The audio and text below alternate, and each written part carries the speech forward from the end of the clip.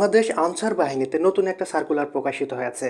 আর এইবারের এই সার্কুলার ৩১ ক্যাটাগরিতে ২৭১ পদে একটা নতুন সার্কুলার এসেছে।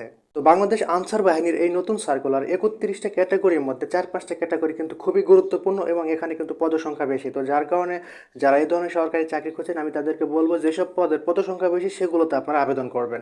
সেক্ষেত্রে গুরুত্বপূর্ণ কিছু পোস্ট হলো, তো ১ নম্বরে আছে থানা প্রশিক্ষক, আর এটার হচ্ছে যোগ্যতা আপনার আবেদন করার জন্য এইচএসসি পাস, আর এটার পদসংখ্যা হচ্ছে ২১ জন। তো এই পদে কিন্তু বাংলাদেশের সকল জেলা ছেলেমেয়েরা এখানে আবেদন করতে পারবে। তো এর মধ্যে ২ নম্বরে আরেকটি গুরুত্বপূর্ণ পদ, সেটা হচ্ছে থানা মহিলা প্রশিক্ষক। আর এই পদে আবেদন করার জন্য এটারও শিক্ষাগত যোগ্যতা হচ্ছে এইচএসসি পাস, আর এটার পদের সংখ্যা হচ্ছে ৭১ জন। আর এখানে কিন্তু শুধুমাত্র মহিলারা আবেদন করতে পারবে, এখানে কিন্তু ছেলেরা আবেদন করতে পারবে না। আমি আবারও বলছি, এখানে শুধুমাত্র মহিলারা আবেদন করতে পারবে।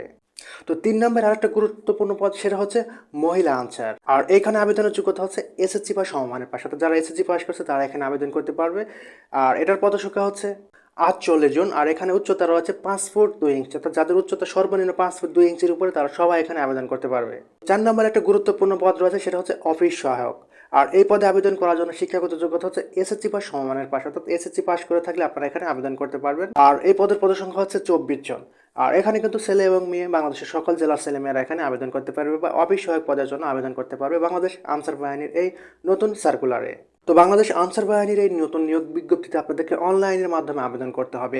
আর এখানে অলরেডি আবেদন শুরু হয়ে গেছে ফেব্রুয়ারি মাসের ২৮ তারিখ থেকে, এবং এই আনসার বাহিনীতে আবেদন চলবে মার্চ মাসের ২০ তারিখ পর্যন্ত, অর্থাৎ এখনও কিন্তু অনেকদিন সময় রয়েছে। তো যারা এই ধরনের সরকারি চাকরি খুঁজছেন বা বাংলাদেশ আনসার বাহিনীতে এই চাকরিগুলো করতে চান, সেক্ষেত্রে আপনারা এই ৪টি পদের মধ্যে যে কোনোতে আপনারা আবেদন করতে পারবেন অনলাইনের মাধ্যমে।